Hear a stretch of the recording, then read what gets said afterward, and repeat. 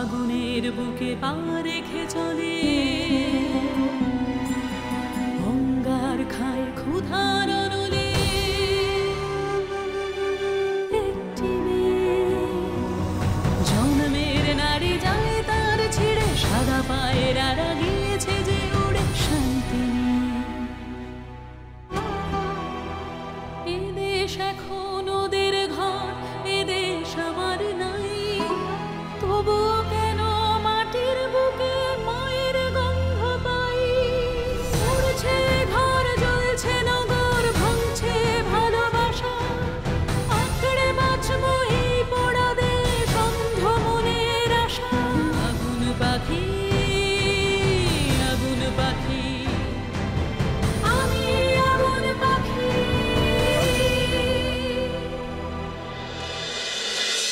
আল্লাহ, এতগুলো টাকা তুমি কার কাছে দিয়ে এসেছো? কোথায় রেখে এসেছো?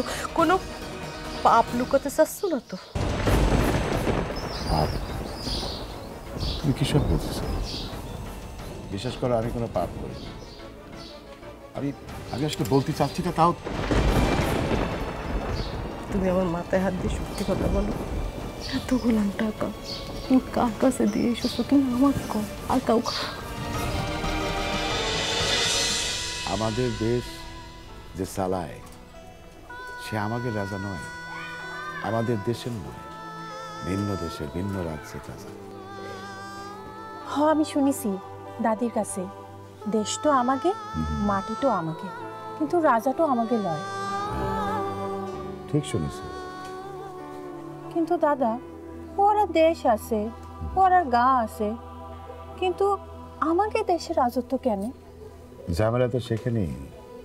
এই রাজা অনেক কিছু চায়, আরো রাজ্য চায়, আরো জমি চায়, আরো অর্থ চায়, টাকা চায়, প্রতিপত্তি চায়। সেজন্যই তো ছেলের পেলেরা লড়াইয়ে নামেছে। রাজার সাথে লড়াই? রাজার সাথে লড়াই করতে গেলে শরীরের শক্তি থাকলে শুধু হয় না, মনের জোর লাগে, মনের জোর। যুদ্ধ? যুদ্ধ যুদ্ধ তো যুদ্ধ তো শুরু হয়ে গেছে। কোথায়? শহরে? হ্যাঁ, শহরে যুদ্ধ শুরু হয়ে গেছে। ওদের দাবি কি জানো? ওরা চায় আমাদের দেশ আমরাই শাসন করবো, আমরাই চালাবো, তোমরা বিদেশিরা ফিরে যাও আর আমাদের অত্যাচার করতে পারো। দাদা, ওরা কি এই গায়ের ছেলে? ওরা শহরের ছেলে, ওই লেখালের বাড়িতে আশ্রয় নিয়েছে। পুলিশ ওকে পিছনে সারাক্ষণ লাগে থাকে। সে তো আজ এখানে কাল ওখানে আশ্রয় নেয়, কখনো খাবার জোটে, কখনো আমার জোটে। এত বড় দেশ থেকে বিদেশিকে তাড়াবে?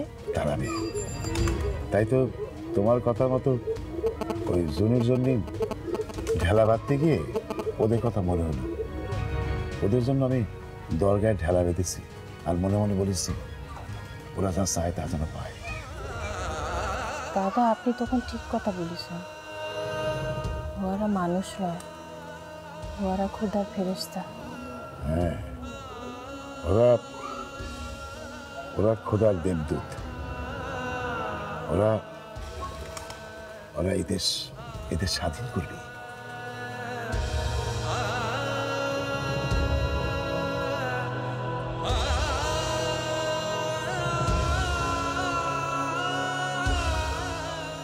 বিশ্বযুদ্ধে কংগ্রেস দুটি ভাগ হয়ে গেল। একদল বলল ব্রিটিশদের দুর্দিনে ওদের পাশে দাঁড়াতে, আমরা বললাম না, এটাই আমাদের সুযোগ আঘাত হানার। ওরা ভাবছে চিঠি লিখলেই স্বাধীনতা চলে আসবে, এত সহজেই যেন ওরা চলে যাবে। মুসলমানরাও খেপে গেছে, তাদের খলিফার বিরুদ্ধে ব্রিটিশ যুদ্ধ ঘোষণা করেছে। এদিকে অটোম্যানরাও জার্মানির সঙ্গে। তিলক সাহেব ফিরে এসছেন, বিপেন্দা নিশ্চয়ই কিছু করবেন। আমরা শুধু আদেশের অপেক্ষায় আছি।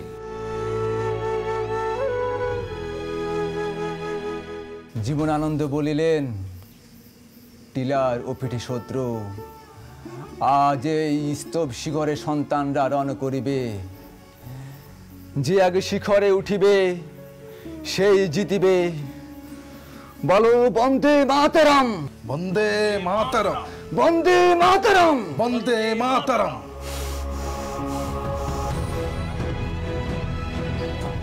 ছেলেপুলেগুলির অনেক টাকার দরকার।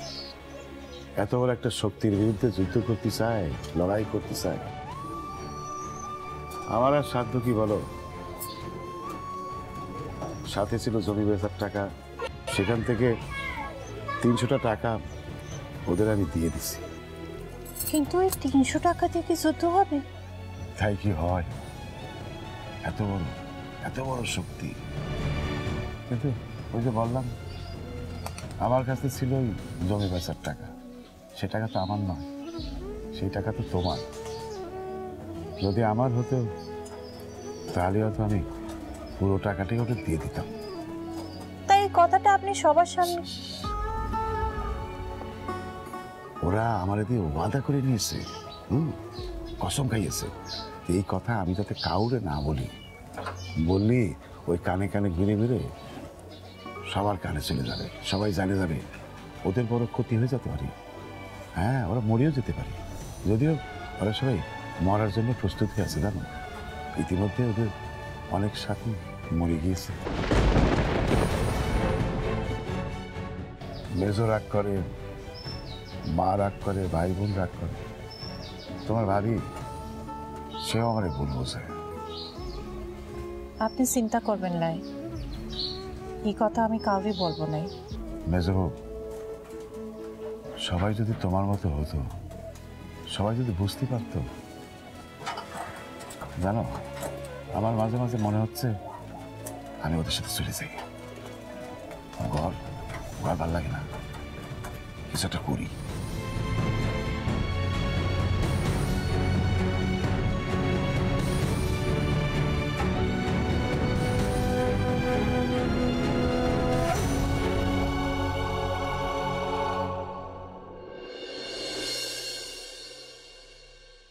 ভাবি আমাদের ভুল বুঝো নাই, দাদা কোনো অন্যায় করে নাই। সেই তো, সে তো কোনো অন্যায় করতে পারে না। কিন্তু আমি শুধু ভাবছি, এত কাণ্ড ঘটে গেল, তারপরেও সে কেন কিছু বলল না? তুমি মনে করো তোমার ভাই তোমার কোনো কথায় বিপদে পড়তে পারে, জানো চলে যেতে পারে, তুমি কি সেই কথা কাউরে কবা? সে কি কথা রে আমু? সে কথা কি কাউকে বলা যায়? হাজার কিরা কাটলেও তুমি সেই কথা কাউরে বলবা না। হ্যাঁ, মনে করো দাদা এরকম কাউরে বাঁচানোর জন্য চুক্তি করে আছে। ও আমু তুই কি বলিস রে? আমার তো ভয় লাগে রে। আর কিছু নয়, শুধু দাদারেও শুধুও নাই। এমন কি কথা যে নিজের বউকেও বলা যাবে না? ভাবে তুমি মন খারাপ করো নাই, দাদা বলতে পারে নাই তাই বলে নাই।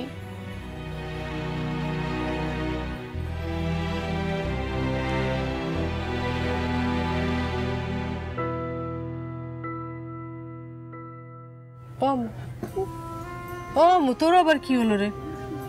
আমু,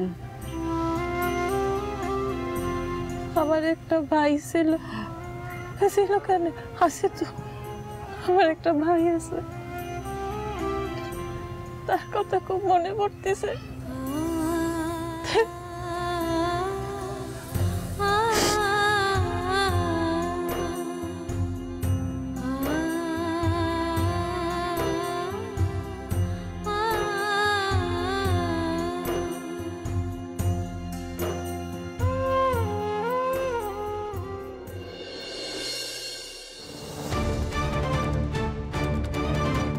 শুনছেন?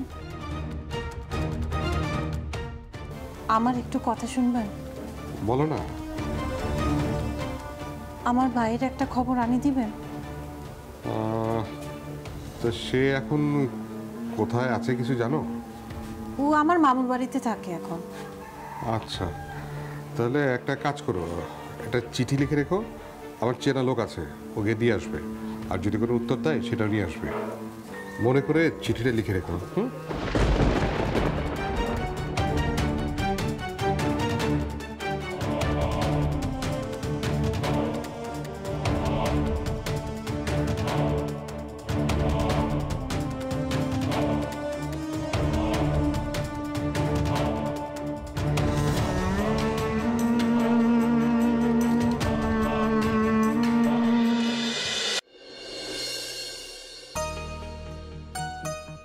ভাবি, আমায় ডেকেছিলে? আমার একটু উপকার করবে? কি উপকার বলো? আমার একটু চিঠি লিখে দিবে? চিঠি? কাকে লিখবে? আমার বাইরে। তোমার ভাইকে? সে কোথায় থাকে গো? সে থাকে আমার মামুর বাড়ি, আমার থেকে মেলা দূরে। সে আমার কাকাল থেকে লাভতেই চাইতো নাই, আমার সাথে সারাদিন জাপটে থাকতো। পেয়ারা খাওয়ার জন্য আমাকে প্রত্যেক দিন আবদার করতো, আমি তারে প্রতিদিন পেয়ারা পাড়ি দিতাম। কি লিখবো?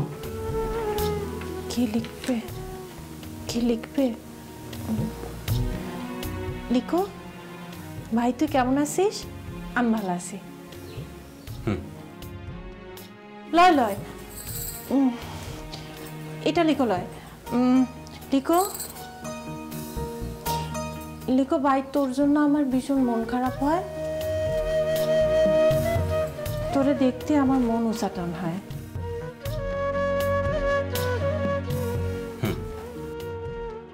লয় লয়, এটা লিখো। লয়, আচ্ছা তুমি বলো, আমি লিখছি।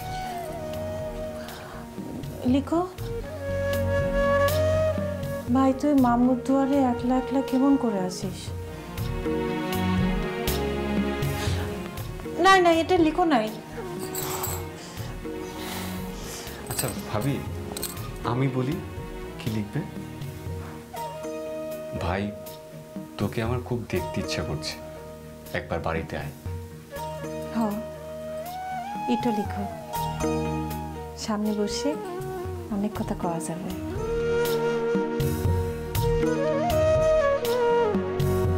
এটা লিখো।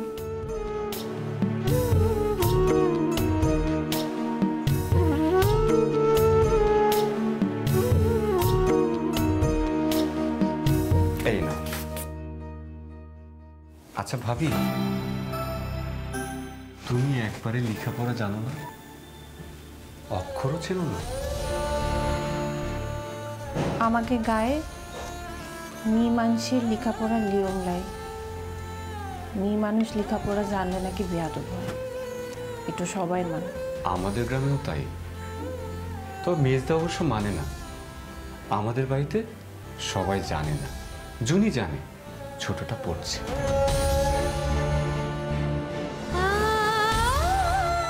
উনি পছন্দ করে নাই?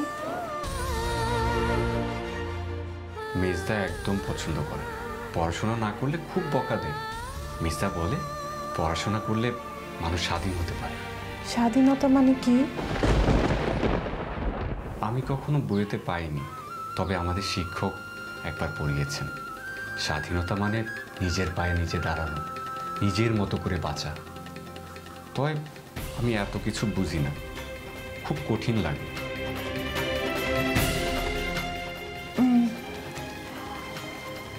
তুমি তখন যে পড়তেছিলে আর একবার পড়ে শোনাবে?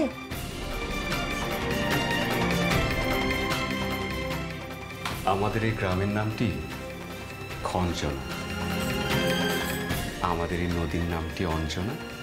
আমার নাম তো জানে গায়ের 5 জনে, আমাদের সেই তাহার নামটি রঞ্জনা।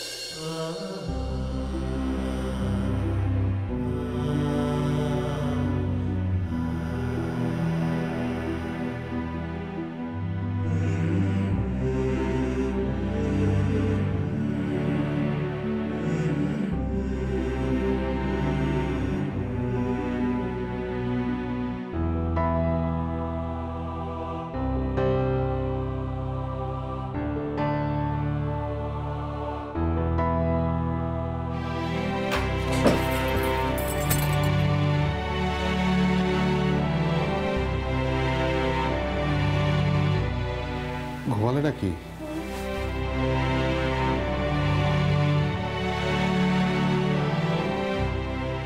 শোনো, কাল সকালে ওই একটু কর্তামার বাড়িতে যাবে, তলব এসেছে। দুপুরে গরুর গাড়ি চলে আসবে, তৈরি থেকো। দুর্গাপূজা আসছে তো, ওই সময় তলব আসে, গেলেই বুঝতে পারবে।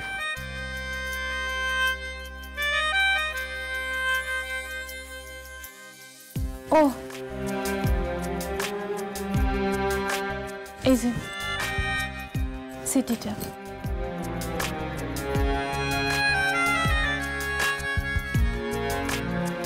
লেখাটা তো রফিকের হাতের লেখার মতো। ওই যে ও আর কলম দিয়ে লিখেছিলাম তো। ভাইয়ের কথা খুব মনে পড়ছে। কাল তো আমার অনেকগুলো কাজ আছে। আচ্ছা দেখি কাউকে পাঠানো যায় কিনা।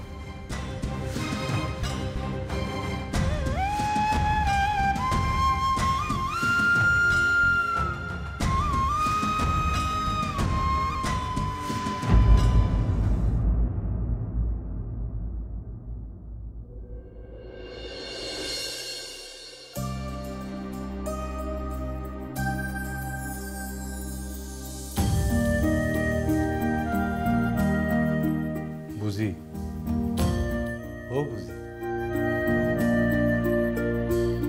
বুঝি,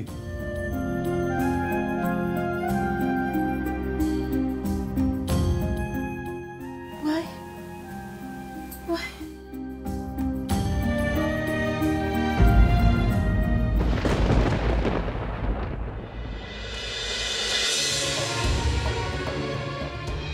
আপনি আমার কথা শুনছেন নাই?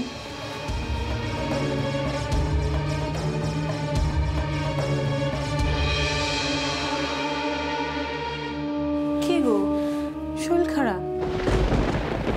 এ বাড়িতে থাকতে চাও নাকি টেরে বাড়ি বাড়ি নিয়ে যাবো?